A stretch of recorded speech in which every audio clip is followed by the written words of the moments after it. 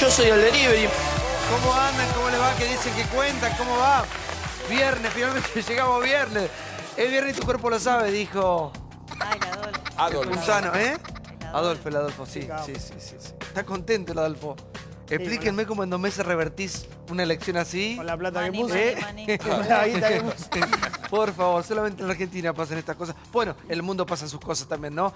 Vamos a estar debatiendo todo lo que pasa en este país, en el mundo, de una manera apasionada, única, criticada, desmesurada, imitada también, así es, Intratables.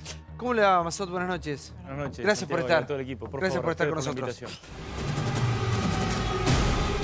Solo, deprimido y en crisis. Las primeras horas de Debido tras las rejas. El entorno que rodea al exministro de Planificación no sale de su asombro. Así reaccionó el abogado Rusconi contra los periodistas. Voy a hablar afuera y me parece que esto es morbo puro. Cuando quieran notas judiciales, es en el Poder Judicial, es en Comodopi, es en mi estudio, es en mi teléfono. Vení acá, espera que los abogados salgan de una entrevista personal con un interno. Flaco, revisen lo que están haciendo con el país, porque son parte de la destrucción de la democracia. Todo el arco político habla de la detención de Julio Debido, al que todavía no lo pudo ir a visitar ni su esposa. Paralelamente, la justicia pidió la apertura de 2 cajas de seguridad que pertenecen al exministro. Que esté preso uno de los jefes de la matriz de corrupción del gobierno anterior es una gran noticia para el país. Hay que ver las responsabilidades de la expresidenta, que se echó rica. Me parece que estamos en tiempos, y no solo en Argentina, en otros países, donde la discusión política parece dirimirse en los tribunales. Lo que sucede ahora a mí me genera una sensación dual. Por un lado creo que es bueno que los corruptos vayan presos, que se investigue lo que pasó. No me deja de producir una profunda desazón que los mismos, las personas que están llevando adelante estos procesos, son las mismas que toleraron en sus narices la corrupción durante 12 años de kirchnerismo. Es el hombre más importante después de Néstor Kirchner. ¿Qué significa la Que es más prisión? importante que Cristina. En términos de ejecución de todo lo que fue ese proceso de corruptela no tengo dudas. Y la verdad es que Debido es anterior a Cristina de alguna forma en ejercicio de ese poder. Creo que hay un mensaje para todos los gobiernos. Nunca le den tanto poder a una sola persona y tanto dinero público sin control para manejarlo con discrecionalidad. Debido manejó el equivalente a 12 años de deportación a Brasil. Cajas, ¿qué había ahí? No, bueno, ese es el gran tema. No pudieron abrirlas todavía. Son 2 cajas ¿Pero de qué hay seguridad. aparentemente? ¿Qué Y se busca? se habla de plata negro, se habla de documentación que podría vincular a la corrupción. Pero ¿sabes cuál es el tema? Que el juez, Julián Ercolini, todavía no ordena la apertura. Son 2 cajas Ahora, de seguridad. vamos por parte, porque Sí. esta espectacularidad siempre de las cajas, del dragón, la plata enterrada y qué sé Sí. yo, la vivimos caso a caso. Ahora, la justicia después, ¿cómo se expide? ¿Cómo sigue? Mal, porque el fiscal, te quiero explicar esto, el fiscal Gerardo Policita hace 21 días dijo, che, hay 2 cajas de seguridad secretas que Julio Debido no declaró. Y le dice al juez Ercolini, Julián, 2 puntos, ¿podés abrir estas 2 cajas de seguridad? Porque ahí pueden haber cosas vinculadas a las causas de corrupción. Pasaron 21 días y el juez Julián Ercolini siguen, se llama franjadas, o sea, no se pueden tocar. No es que fue Debido o Lali Minichelli o el Mono Minichelli que está preso Hoy están y selladas. sacó. Están selladas. No se puede tocar. Nadie puede ni entrar ni salir, nada. ¿Pero qué se busca? Pues siempre hay algo que E está... insisto, lo que sospecha el fiscal Gerardo Policita es que ahí puede haber dinero negro, dinero sin declarar o documentación relacionada a causas de corrupción. Lo que falta es la orden del juez Julián Ercolini. También se encontraron más cajas de seguridad. Siempre el fiscal Gerardo Policita, de José López, el ex secretario de Obras Públicas, el de las Mojitas, en el Banco Patagonia, y de Carlos Kirchner, el primo de Néstor Kirchner, en el Banco Santa Cruz y en el Banco Francés. Pero lo mismo, falta la orden del juez para allanar esas cajas de seguridad. Masot, ¿cómo le va? Buenas noches. Bueno, ¿qué ha significado esta semana con respecto a un personaje, ¿no? Como Debido, un funcionario con tanto poder en su momento, con esa billetera tan abultada y con este final, ¿no? La verdad es que mi reflexión en primer lugar es algo que seguramente va a llamar la atención, pero digo, lo primero que tenemos que intentar es no partidizar esto. Esto no es que completa un ciclo. Este es el comienzo de algo que puede ser muy importante si se sostiene. ¿Qué es? Principalmente que uno de los dos grandes mitos de la cual es víctima, digamos, la justicia o el Poder Judicial, y no con poca razón, es que los poderosos nunca caen. Es que la justicia diferencia según el sujeto y que hay algunos privilegiados que pase lo que pase, nunca pueden caer. Y eso está generalizado. Yo creo que sigue generalizado y por eso hay tanta sorpresa con que esto haya ocurrido. Parece mentira, pero es así. Ahora, el segundo mito que hay que tratar de derribar es que siempre que pasa algo así hay alguien detrás que no es lo que parece. Que siempre hay una mano negra, que cuando lo denuncian a Macri es porque fue la Cámpora, cuando lo denuncian a Guido es porque fue el gobierno, y que entonces, en definitiva, la justicia padece de una incredulidad de la que nunca va a poder salir. No quiero decir que no sepamos, como decía uno de los entrevistados en el informe, que estos jueces o este Poder Judicial es el mismo que miró para otro lado, con excepciones, que hay que siempre salvarlas, pero que miró para otro lado durante tanto tiempo. Entonces, por supuesto que hay mucho que sanear en cuanto a los integrantes de ese poder, pero en algún momento tenemos que apostar a la institucionalidad y no podemos desprestigiar solamente porque nos parece lo que la justicia dictamina en un medio de comunicación o en la calle o en cualquier entrevista, porque para eso también hay otra institución que está funcionando mejor con todas sus falencias, que es el Consejo de la Magistratura. Es decir, en algún momento, Santiago, hay que apostar por las instituciones y decir, bueno, no es que cambió todo, es que empezó a cambiar y tenemos que sostener esto sin politizarlo. No puede ser que esto sea de vuelta otra vez el gobierno contra la oposición. Esto es la justicia. Sí, Gustavo. Sí, ¿cómo le va? ¿Qué tal, Gustavo? Es cierto que son los mismos jueces que no actuaron en la década pasada. Es cierto que alguna vez tenemos que empezar a confiar en las instituciones. También es cierto que son en buena parte los mismos jueces que dictaron sobreseguimientos veloces, por ejemplo, en el caso Arribas o en el caso Michetti, sin llevar adelante algunas medidas de prueba que pidieron los fiscales. Entonces yo entiendo que se le pida desde el poder político a los ciudadanos que creamos en las instituciones. Lo que pedimos nosotros a las instituciones es que midan con la misma vara todo el tiempo, ¿no? Que así como no midieron antes y están empezando a medir ahora el poder pasado, que el poder presente también lo midan con la vara con la que se mide el poder pasado. Porque este es un Totalmente país... de acuerdo. Bueno, ojalá que eso suceda. Totalmente de acuerdo, yo creo. En realidad, cuando hubo sobreseguimientos express de algunos funcionarios del gobierno, yo no escuché la misma vehemencia de parte de diputados o funcionarios del gobierno para decir, bueno, que la justicia investigue a fondo, que la justicia no deje sin hacer ninguna medida pedida por un fiscal. Pero la justicia con este gobierno, a mí me da la impresión de que está actuando mucho más rápido que por lo menos con el gobierno anterior. Sobreseyendo rápido, sí. Son los mismos, no, sobreseyendo rápido y también indagando rápido. Presidente a los 5 días sobreseído. Sí, también Macri, presidente, fue el primero que yo recuerde, puede ser que mi juventud me traicione, pero que ha caminado a los tribunales sin siquiera tener que hacerlo. Pero Casanelo tardó dando 5 días para sobreseerlo la causa escuchas ilegales. 5 días. Pero, un récord pero a ver, absoluto. perdón. El poder, si vamos a hablar de jueces en particular, lo que tenemos que empezar a discutir es qué se hizo con eso. Si hay alguna denuncia, como hemos hecho nosotros, pilas de denuncias que hoy, que tenemos asientos en el Consejo de la Magistratura, estamos haciendo avanzar contra los jueces por los que nosotros sospechábamos de estas actitudes, yo no las vi.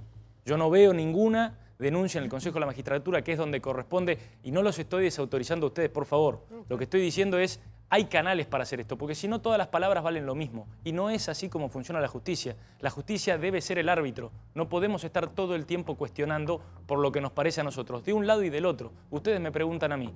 Tenemos que procurar, que desde el poder político, facilitar todo para que empecemos a tener una justicia cada vez más independiente. Coincido. En lo personal lo voy a hacer y creo que este gobierno lo hace. Si tenemos que cuestionar algunas actitudes puntuales de algunos jueces, por favor hagámoslo a título personal, con nombre y apellido, por la causa que creemos que actuaron mal, en donde corresponde, que es el Consejo de la Magistratura, como lo hizo Cambiemos cuando era oposición.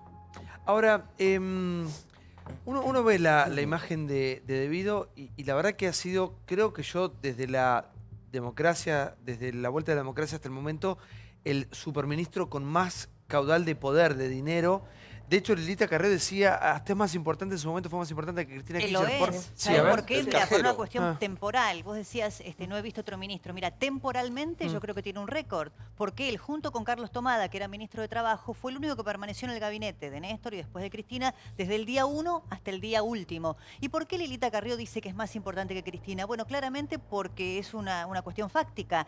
Julio De Vido precede a Cristina Kirchner. El entramado de negocios, por eso Lilita siempre lo llamó el cajero de Néstor Kirchner, que armaron junto con Néstor Kirchner, viene desde Santa Cruz y llega a la Casa Rosada en 2003. Entonces, por eso ella, cuando le preguntan por Cristina, dice, yo con De Vido casi como que me doy por conforme, porque el entramado de corrupción fue gestado por Néstor Kirchner y Julio De Vido. Lo que a mí me parecería interesante, si el diputado puede contestar, es por qué la Cámara de Diputados parece haber tomado una doctrina, digamos, política en relación con el desafuero, cuando hay un pedido judicial, efectivamente prosperó, y hoy los senadores consultados, no sé qué opinará el jefe de bloque de ustedes en el Senado, dicen que en el caso del Senado, aunque venga un pedido de desafuero de Cristina, allí si no hay condena firme, que fue lo que pasó con Menem, no hay posibilidad de que prospere.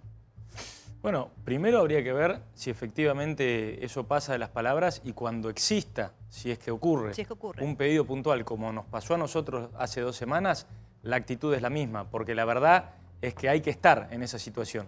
Acá lo más importante que nosotros tenemos que entender, y por eso yo también me aparto de algunas expresiones de dirigentes de todos los espacios, se han escuchado, respecto de cuál es el rol que nos pertenece. Nosotros en todo este proceso ocupamos un rol circunstancial.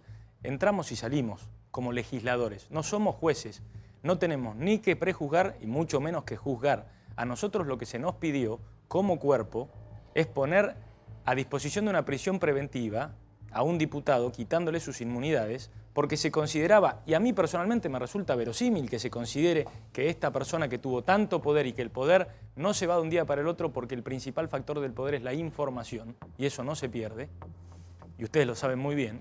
Entonces me resulta muy verosímil que pudiera estar obstaculizando las causas. No me corresponde a mí decirlo, por eso simplemente digo me resultaba verosímil. Lo dijo un juez, 2 jueces.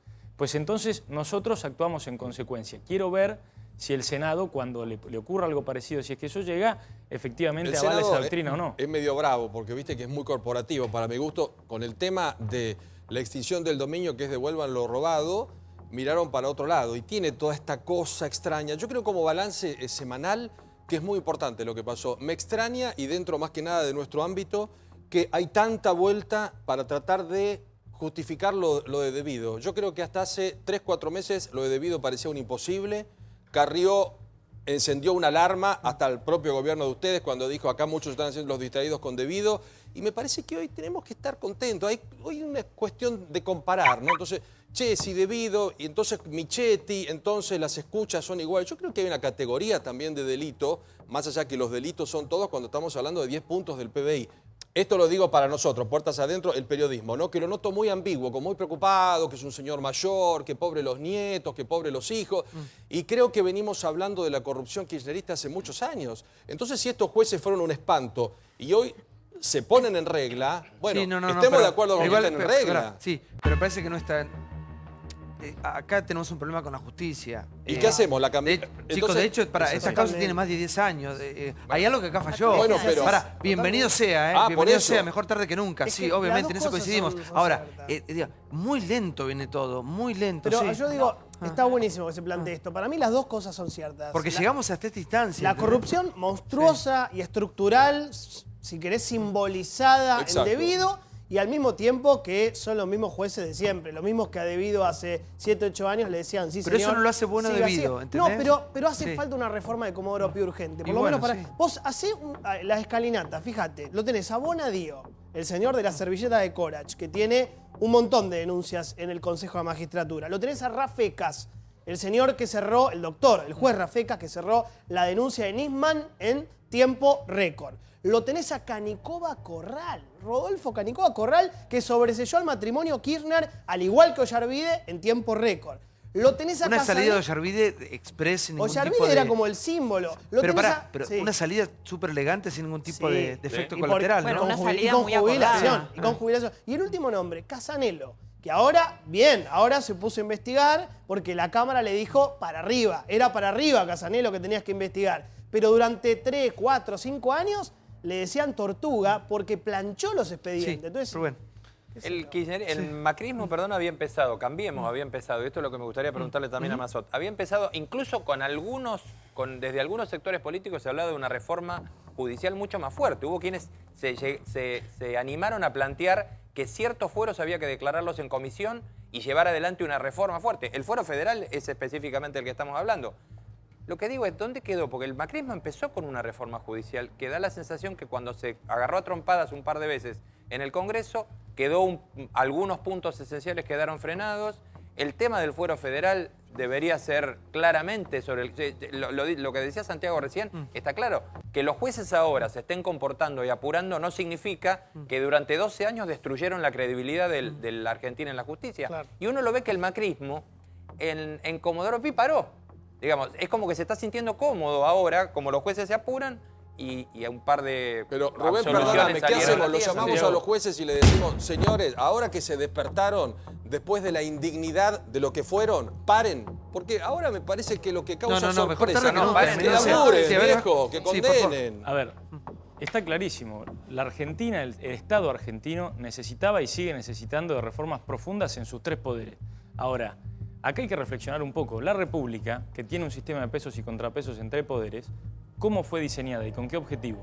Justamente para que sea mucho más difícil que algunos poderes interfieran en otros y que los caprichos de los individuos fueran morigerados por la fortaleza de las instituciones. Hasta ahí muy bien. Cuando el país entra en un círculo virtuoso, es decir, cuando uno está en un círculo virtuoso y hay algunos que quieren llevarlo a lo defectuoso, el sistema opera.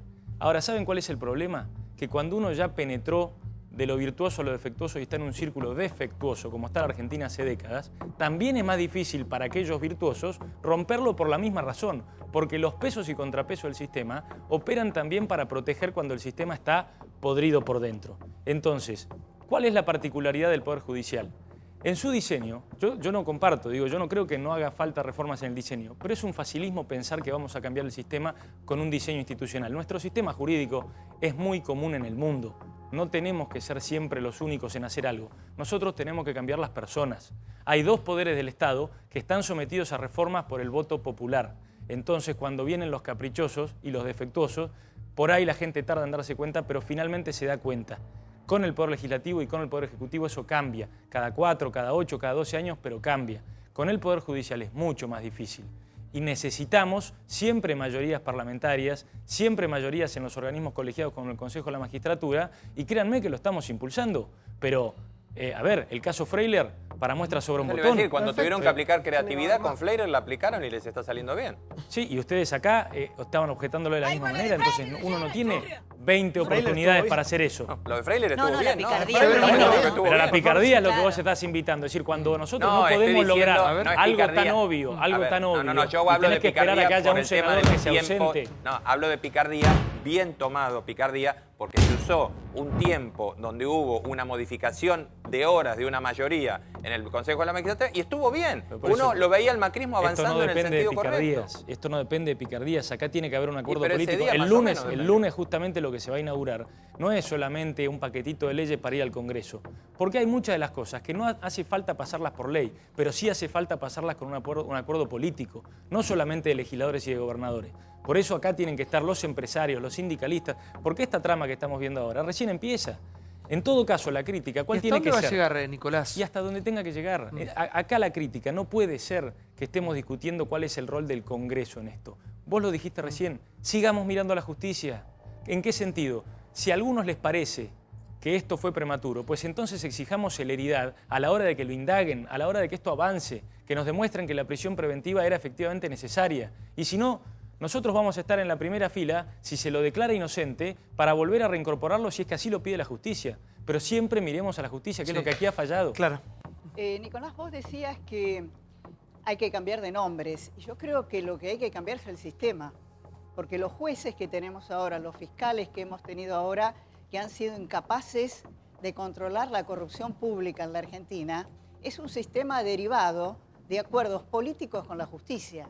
Es un sistema el que hay que cambiar. Y la pregunta sería, si ustedes están decididos a cambiarlo. Pero de vuelta, yo, perdón, pero no coincido, porque el sistema, es decir, cuando yo me refería al sistema, me refería al diseño institucional, es decir, a las leyes que la Argentina tiene en su ley madre, en la Constitución y en todas las subsiguientes, que regulan el funcionamiento de la República en sus tres poderes. Lo que vos describís es cierto, yo comparto con vos, pero eso no es un defecto de las leyes, es un defecto de las personas, que por supuesto no son solo los jueces. La corrupción en la Argentina tiene muchas formas, no es solo material o pecuniaria, tiene muchas formas, el tráfico de influencias, los acuerdos por debajo. La pregunta sería entonces, Nicolás, ¿vos ves vocación de cambiar esto? Absolutamente, si se trata de personas, absolutamente. No en solo dos en poderes, ustedes, sino en la oposición. En dos poderes ya ha arrancado porque es más inmediato. La dificultad por el diseño institucional del Poder Judicial, que es de los tres el más importante cuando hay que restablecer el orden, está hecho de esta manera justamente para que no sea fácil cambiarlo. Ahora, el problema es que cuando después de tantas décadas está tan enquistada la corrupción y el tráfico de influencias, cambiarlo por la motivación original de cómo fue diseñado, es también más difícil. Igual yo creo que hay una presión social ahora, creo que lo que cambió es la cabeza de la gente. Totalmente. Claro. El voto no es de ningún político, me parece que lo que nos dimos cuenta todos es cómo repercute la corrupción. La corrupción no tiene un partido político, la corrupción es corrupción, sea el que sea, y por eso le exigimos todos a la justicia para que finalmente condene rápidamente y ágilmente lo que pasa con los hechos de corrupción. Pero uno se pregunta, por ejemplo, Josecito López, que se manda solo en cana, el chorro y boludo. No fue aparte. ninguna investigación de la justicia. ¿Qué sabemos de eso? ¿Cómo se agilizó, se aceleró con un caso obsceno y obvio? Mira, te lo digo, el juez que lo estaba investigando, el doctor Rafecas, ¿no es cierto? El doctor Rafecas tenía la investigación respecto de José López desde hacía 6 años, 6 años antes de que tire los bolsos. Sí. Estaba denunciado. Le preguntaron a Rafecas 150 veces, una vez que López tiró los bolsos en el convento, explíquenos, ¿cómo puede ser, doctor Rafecas, que usted en 6 años no haya librado una sola orden de allanamiento? Porque ustedes se acuerdan que después se descubrió en su casa que en el tanque de agua tenía una especie de bajo tanque allí en donde se presume guardaba dinero. ¿Cómo puede ser que en 6 años no ordenó ni una orden de allanamiento? Porque Dijo que no tenía ningún elemento para hacerlo. Pero vos recién preguntabas por la justicia y me parece que también es importante que los ciudadanos estemos muy atentos a la independencia de la justicia y del poder político. Yo hoy me acordaba a propósito de lo que decía Paulo, que Elisa Carrió fue la que le salió a decir al presidente Macri y a todo el gabinete y a todo el gobierno, ustedes se están protegiendo a Debido. ¿Ustedes se acuerdan cuando lo procesan a Debido? Antes de que se hable del desafuero y demás, uno de los últimos procesamientos fue porque Elisa Carrió decidió salir públicamente y en Twitter y en los medios a decir, mi gobierno, el gobierno del presidente Macri, protege a Debido, porque Debido es quizá el preso por corrupción más peligroso para toda la dirigencia política, no solamente Pero, para el no hace falta, kirchnerismo. Carrió, lo que dice Santiago, de que es de abajo hacia arriba, para mí es fundamental. Obviamente que Carrió diciendo esas cosas que marcás vos es clave porque es una aliada del gobierno. Claro. Socia fundadora de Cambiemos le está diciendo, che, lo están protegiendo debido. Pero para mí lo que dice Santiago es importante. El clic en la justicia no creo que tenga que ver con Carrió hablando. Es la gente, es la sociedad. Totalmente. Fíjate, salgamos por un segundo del microclima del minuto a minuto nuestro. ¿Qué pasó en las últimas 8 o 9 semanas? Jorge Castillo, el rey de la salada, preso. Minichelli, el mono, contrabandista, el cuñado de Debido, preso. El Pata Medina, líder de la UOCRA de La Plata, preso. Barata, la mano derecha de Julio Debido, el tipo que negociaba las coimas con los empresarios, preso. Julio Debido, el cajero, el tipo más importante, preso. Bebote Álvarez, hoy, se entregó después de una orden de detención. Me parece que la justicia, toda la justicia, la federal, la ordinaria, la de La Plata, la de Buenos Aires, empezó a registrar la presión social. La presión social, total, sí. Correcto.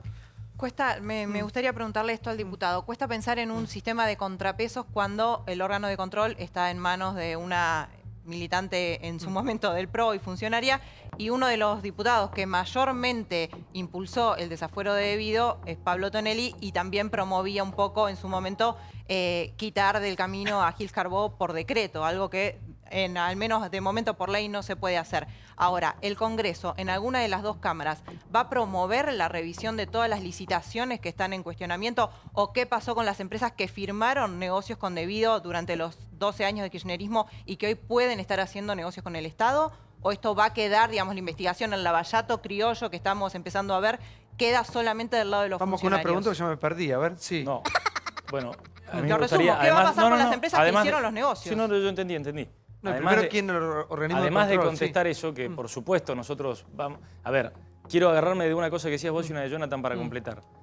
Lo primero, pensar que el gobierno presiona a la justicia simplemente por capricho, o al revés, que la justicia actúa por capricho del gobierno, es desconocer algo.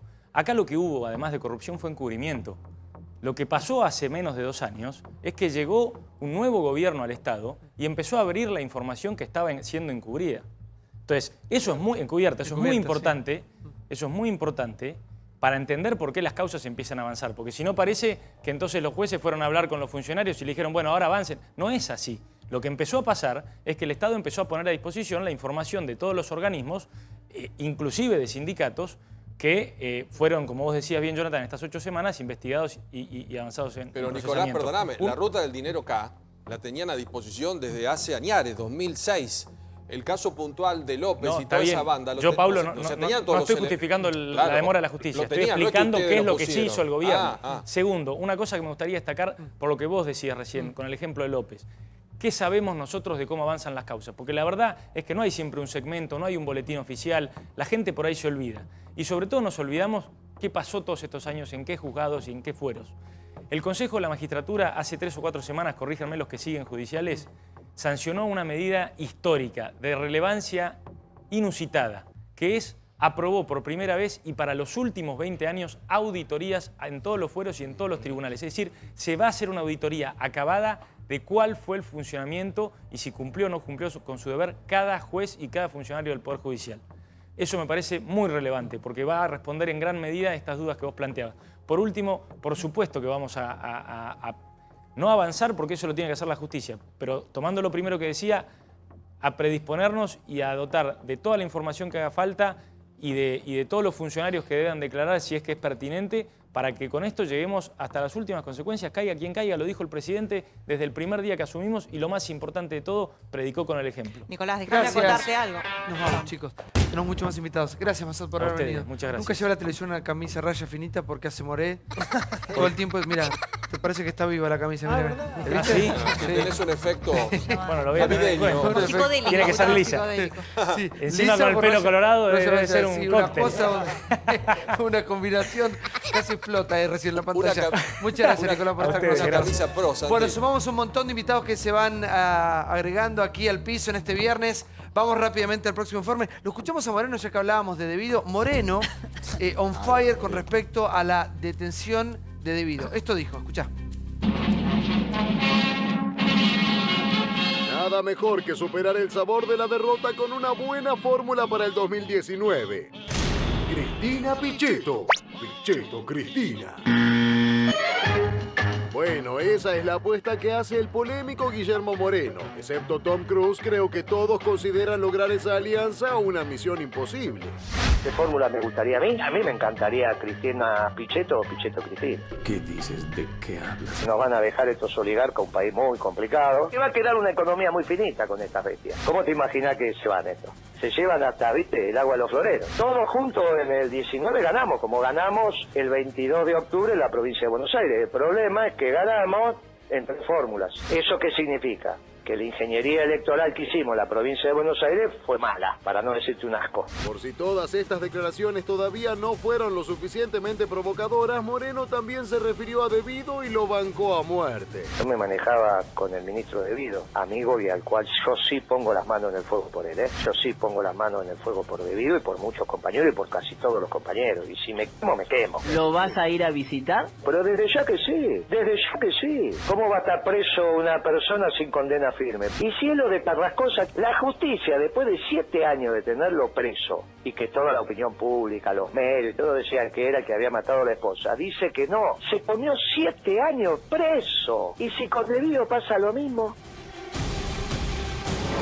La verdad que es el primer kirchnerista que pone las manos en el fuego por Debido. Único. Es el primero. Y como el único, con Milani. ¿Te acordás que con Milani había pasado lo mismo? Nadie, pero nadie lo había defendido y su socio de la panchería, Guillermo Moreno, lo defendió. En este caso pasa exactamente lo mismo. Debido hoy, políticamente hablando, está solo. Se fueron hasta sus abogados, se borró Maloney, su primer abogado, se borró Rafael Lorenz, se borró Olazagasti, su mano derecha, el tipo que lo seguía a todos lados. Hasta Alfredo Lijo, el operador en la justicia, el hermano del juez Lijo, que tenía... Bueno, Cristina. Cristina dijo, yo no pongo la mano en el fuego. El único que dice recién con Gustavo, dice, si me quemo, me quemo. Gran frase, ¿no? Es que ya está quemado, chicos. Ya está quemado. ¿Qué problema? ¿Qué le hace una quemadura más a una persona que está en llamas?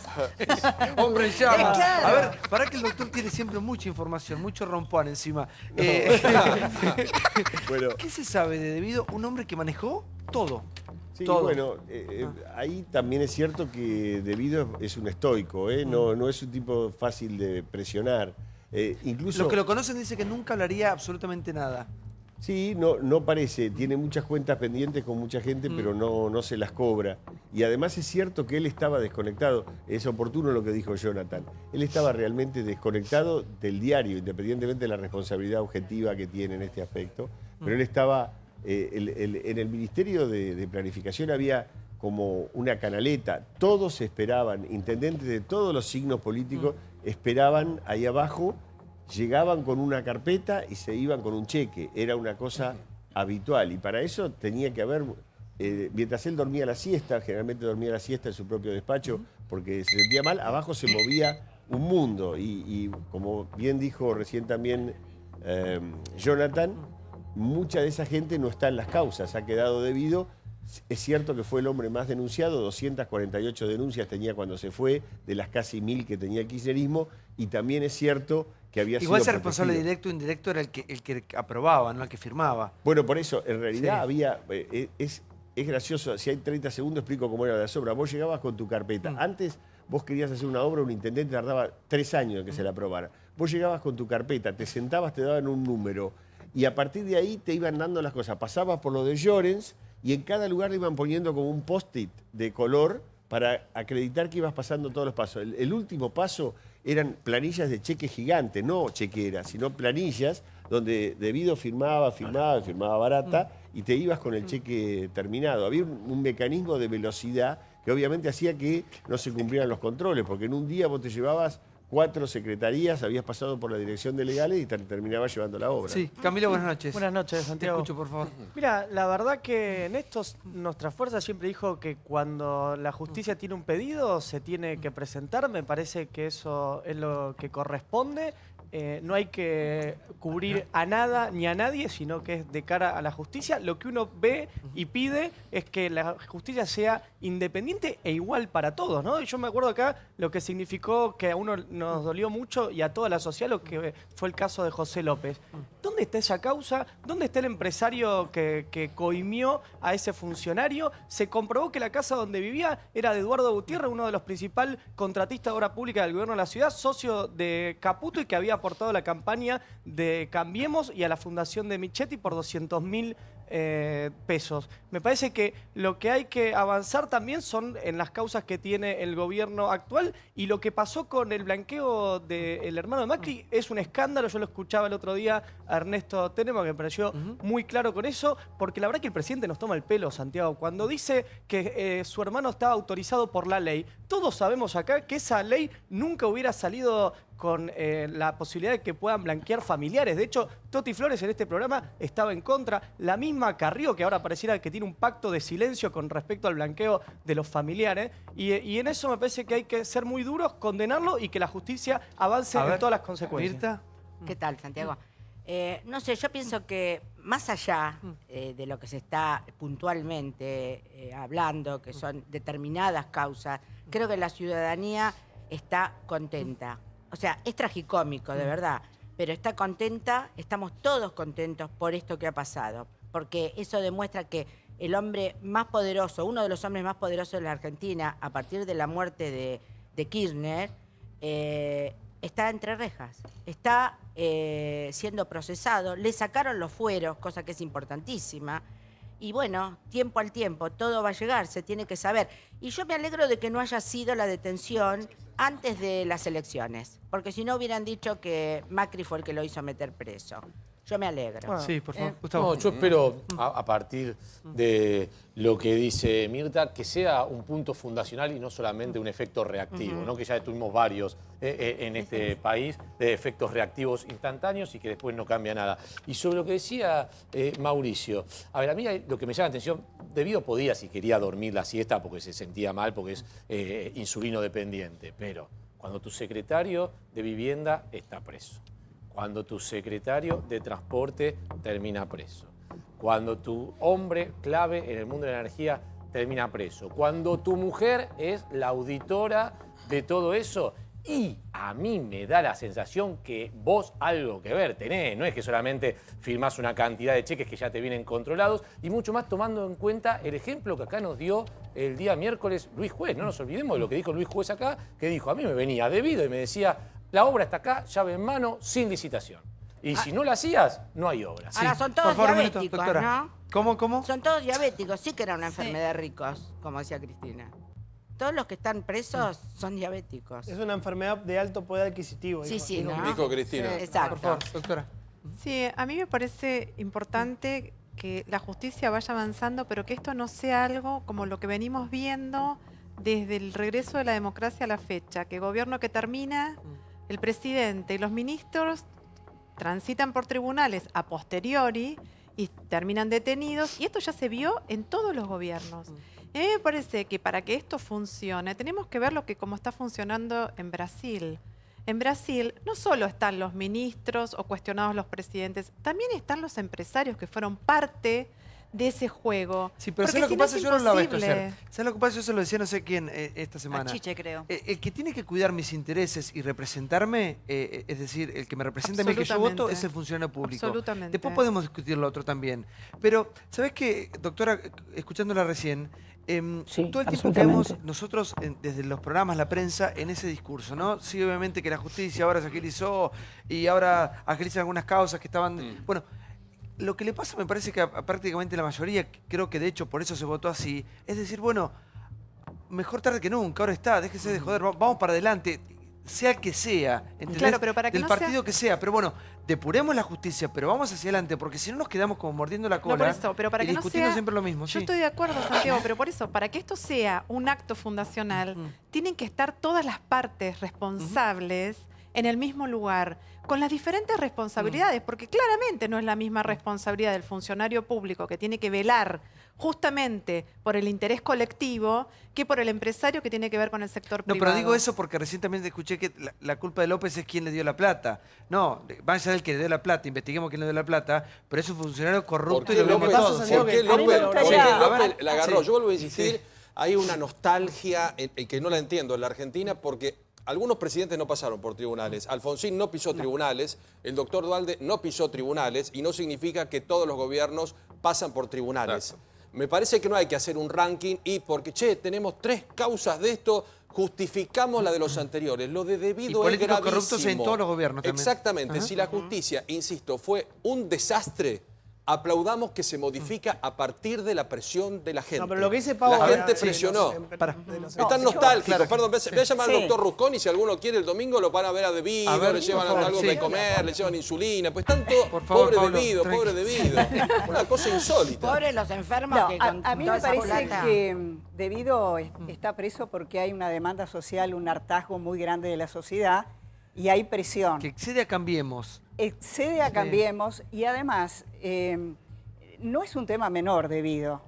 Debido manejó durante 12 años 200.000 millones de dólares, que para que ustedes entiendan lo que es todo un plan Marshall, es toda la plata que Estados Unidos le puso a Alemania para recuperarse y hoy Alemania, o a los 20 años, Alemania era una potencia mundial y nosotros estamos como estamos. Para que veamos la dimensión de Debido, que no es un hombre solo, es la caída de un sistema de corrupción que ojalá no tengamos nunca más en la Argentina. Para que sí, pero yo coincido con lo que vos decís, iremos para adelante. Sí. Acá ha habido una elección que fue ejemplar, se ha votado, como sea, no ha habido una sola impugnación. Y yo leo también ahí, que la gente nos dijo, además de elegir a quien tenía que elegir, basta de la corrupción. Yo creo que mucho de lo que acá se votó... Gobierne quien gobierne. Exactamente, Sí. dijo, esto basta. Por eso para mí funcionó tanto la polarización. Entonces nos habló a toda la política, Por eso digo, miremos para adelante. El actual gobierno yo creo que tiene ahora que sobreactuar la transparencia, mira lo que te digo, porque hay una sensibilidad social muy importante. Coincido. Y así que yo conocía debido, nunca tuve ninguna operación concreta porque no era mi área textil, pero sí cuando íbamos a formar el Consejo Económico y Social, que fuimos 3 veces a España con la CGT un mes entero, Kirchner delegaba en él el tema que nos coordinara. Y ejercía eso y la verdad que tenía una relación muy estrecha y mucha confianza con el presidente. Otra relación no pude yo tener comercial. Una pregunta. Sí, por favor. Una pregunta sobre el tema empresarial, ya que lo mete el Vasco. Tu rubro era textil, no era la obra pública. Pero siempre se dijo que había un club de la obra pública. Ay. Bueno, sigue existiendo. Sí. Sigue existiendo. Pero que en ese momento el señor Devido, el señor López, todo lo que hoy están presos, decían, retorno 10% y a estos páguese de manera adelantada. Ahí estaba IEXA, está aprobado, primo de Macri, Robela Carranza, Austral, CPC, Electroingeniería, la gente de Radio del Plata que no paga los sueldos, Esuco de Carlos Wagner, Juan Carlos Relats, Dragonetti de Panedile.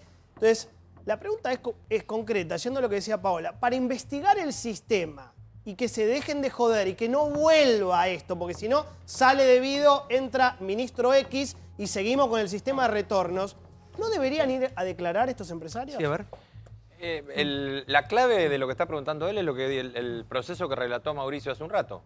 Si vos tenés a un intendente que entra por una puerta y hace todo el sistema completo y sale 1 hora después con un cheque, es porque hay corrupción. No hay manera de controlar ese proceso. Acá el problema está en que el Estado argentino perdió hace muchos años el control de las segundas y las terceras líneas, que son las que no tienen que cambiar cuando cambia un gobierno. Ahora, Santiago. Es decir, el centro del esquema es que vos nunca podés llevarte una obra, nunca puede haber una licitación normal si en el mismo día te estás llevando el cheque. Ahí está la demostración más clara. Ahora, Santiago, yo te digo, a mí me interesa en investigar, porque hay un tema muy simple.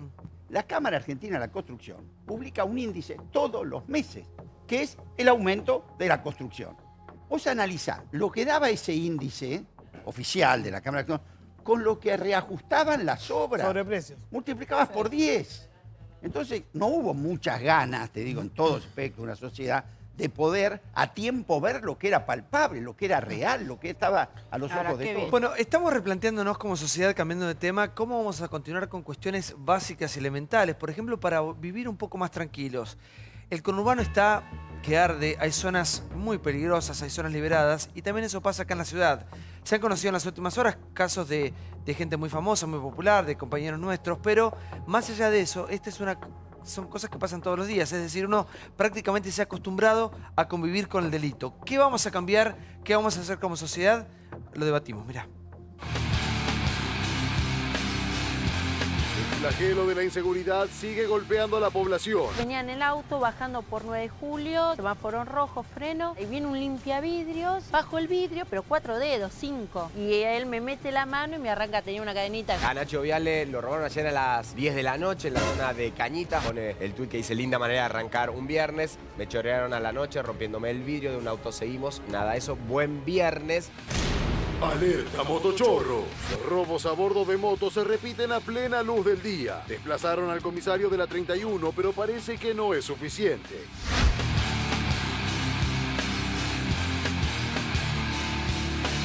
En 3 semanas rige la obligación de para cuando van en moto de A2, el que va atrás tiene que ponerse un chaleco con la patente. Si no, ahí lo van a parar.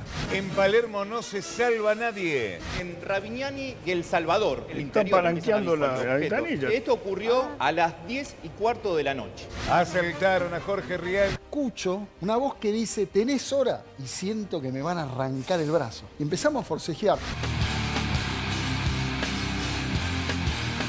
El comisario de la 31 había dejado toda esta zona para que los delincuentes trabajen libremente. Lo mío fue, digamos, lo que terminó de explotar todo, nada más. Eso terminó sacando al comisario de la 31 de su puesto. Pero ya estaba en la mira. En esta comisaría veníamos con problemas, desplazamos al comisario. Pero acaban de robar también acá. ¿Qué sacaron? La butaca del bebé, el estéreo, los parlantes de atrás. No hizo mucho efecto que bajaran al comisario, porque siguen afanados. Evidentemente no. No fui el único, ni es Palermo el único lugar. En Devoto, Claudia Vidafaña. Una moto que vino por la vereda y de repente veo un señor metido dentro de la camioneta, agarró la cartera y me cortó la mano para agarrar el celular. Lo único que me va a hacer bien o sentirme mejor es recuperar las cosas de mi nieto. no solo en Palermo, sino en todos los barrios, la preocupación número uno es la inseguridad. Es mi preocupación número uno, no te quepa duda. Cada vez que en la reta les digo lo mismo. Es cierto que los índices, ¿saben por qué están tan bajos en cuanto al delito, más allá de que hayan subido con respecto a la región? Porque ya la gente no denuncia más. Es decir, esto es prácticamente, uno sale ya preparado para que se robe o que te roben absolutamente todo. El problema es, ¿qué estamos esperando? Que maten a alguien. Digamos, porque esto va a cambiar el de que maten a alguien. Y me quedo, y la repito todo el tiempo esta frase que me dijo Carolina Píparo, que esto sabe mucho, dijo, si acá se puede delinquir como se delinque es porque se puede. Totalmente. Es decir, si acá se delinque como se delinque es porque se puede, porque saben que no pasa absolutamente nada. Quiero ver este tema como Mirta, que esto después, sabes, bueno, sabes que a mí me pasó lo mismo, yo Sí. lo conté la otra vez también. Y es espantoso. Y, a ver, si los detienen, seguro que tienen prontuario, seguro que ya fueron detenidos otras veces. Y seguro que lo van a dejar salir de nuevo. Entonces, es toda una ida y vuelta de los mismos, que seguramente ya han matado o están por matar, porque cuando los detienen por un delito, todos los días de su vida vienen haciendo eso. Entonces, si de verdad encuentran a alguien que va en moto, que seguro que está con casco porque no quieren que los reconozcan, pero que los paren, no tienen papeles, no tienen esos chalecos, preso, las motos detenidas, y dentro de un tiempo, si nadie reclama la moto, bueno, compactarla, venderla y dársela a las escuelas, a los hospitales, hay un montón de cosas para hacer, pero estos tipos tienen que estar presos, no hay No, me hizo duda. acordar a San Pablo. Yo vivía en San Pablo, en Brasil, y toda la gente usaba reloj de plástico. Era una forma de haberse naturalizado contra la violencia. ¿Qué es lo que vos decís? Nadie va a denunciar nada porque se queda uno contento de que no le haya pasado nada. Y además, la frase es gracias a Dios que no me mataron, ¿viste? claro. Uno tiene que agradecer estar vivo, sí. Las propias comisarías hacen lo posible para que las denuncias sean lo menos... No creo que las pasen hacia arriba. Yo los perseguí 4 cuadras ese día. No sé qué pasaba si realmente los tenía ahí. A vos te saltaron en Congreso. Sí, a una cuadra. Sí. En un semáforo explotó el vidrio. Yo no los vi venir por ningún lado. 5 de la tarde. Me pareció que había explotado el tanque de nata, de gas. Estaba toda llena de vidrios. Y los veo que se van con mi cartera bajo el brazo cuando miro. Y todavía estoy haciendo trámites de esas cosas que tenía en la cartera. Y los seguí. Y los seguí 4 cuadras más o menos, metiéndose entre todos lados. Y como no los agarré, y además pasaba gente cruzando y Dios me iluminó que no atropelle a nadie, me fui a la comisaría, paréense con la comisaría, hacer la denuncia de todo lo que había perdido. Pero una de las respuestas que me dieron era que se meten inmediatamente en casas tomadas, salen después, no salen enseguida, y ellos saben que están ahí, y los jueces nos dan las órdenes de allanamiento para meterse ahí adentro. Doctor, es una problemática que tenemos hace muchísimos años. Sí, y ¿Cómo aparte- podemos abordar civilizadamente una problemática A como ver, esta? en el mes de marzo se anunció un decreto que firmó el presidente, que es reglamentario de una ley, que es la Ley Nacional de Tránsito, a partir del cual se generaba jurisdicción nacional y se invitaba a adherir a las provincias, y adhirió Provincia de Buenos Aires y Ciudad Autónoma, a una reglamentación que hay en muchos países. No es solamente que alguien vino iluminado y lo planteó en la Argentina, que es determinadas casco identificatorio, los chalecos identificatorios para las personas que conducen motos.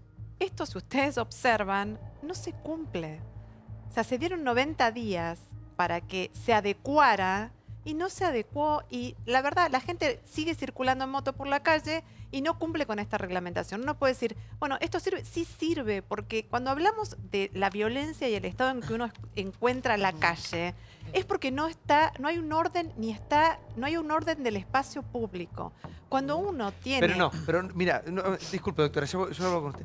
Siempre caemos de vuelta en la misma discusión y con la corrección política. Como sociedad, ¿qué queremos? ¿Qué pretendemos?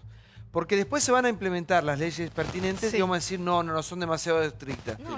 Me parece que lo que todos queremos es vivir en paz, en una sociedad, utilizando el sentido común, ¿no? Obvio. Donde se cumplan medianamente las reglas. Ahora, esto no puede seguir pasando porque estamos bancándonos una situación de extrema violencia, ya no vamos a hacer la denuncia y todavía uno tiene que agradecer que está vivo. ¿Qué esperamos? Que maten a gente.